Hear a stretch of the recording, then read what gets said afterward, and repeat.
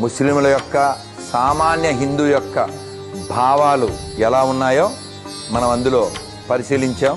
హలీము తిన్నటువంటి హిందువులు ఉన్నారు, రంజాన్ ఇఫ్తార్ విందులిచ్చిన హిందువులు ఉన్నారు.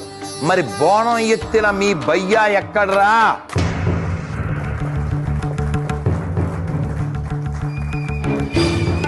కాబట్టి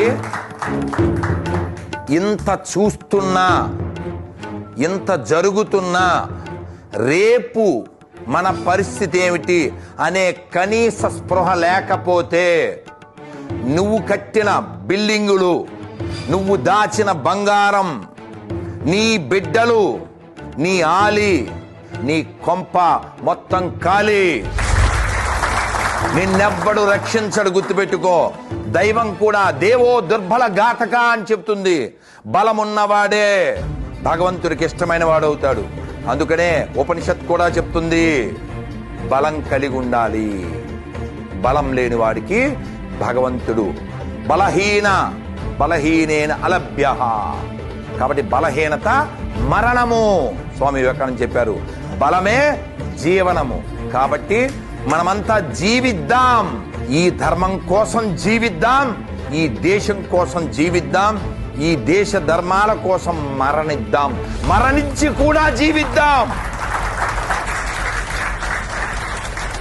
ఈ దేశం హిందుస్థాన్గా ఉన్నంత కాలం మాత్రమే ప్రపంచంలో ప్రశాంతత, ఆనందము, వికసిత హృదయాలు ఉంటాయి. ఒక్కసారి హిందువులు తగ్గిపోతే, మ్లేచ్ఛ మతాలు పెరిగిపోతే ఇక్కడ రాజ్యాంగం ఉండదు. వారి రాజ్యం వచ్చిన తర్వాత సుహృద్భావ వాతావరణం ఉండదు. నువ్వు నెత్తిని పెట్టుకుని మోసినటువంటి సెక్యులరిజం కూడా ఉండదు, ఉండబోదు. కావాల్తే పరిశీలన చెయ్యండి. 10 రాష్ట్రాలలో హిందువులు మైనారిటీ అయ్యారు. అక్కడ ఇల్లు సామూహికంగా అమ్మబడుతున్నాయి, అమ్మాయిలు సామూహికంగా మానభంగం కావింపబడుతున్నారు.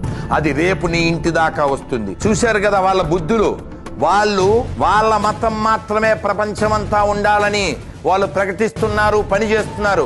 మనం మాత్రమే అన్నీ ఉండాలి, అందరూ నీ సోదరులనే భావం నీ ఒక్కడికే ఉంది కాబట్టి నువ్వు భయ్యా అంటున్నావు.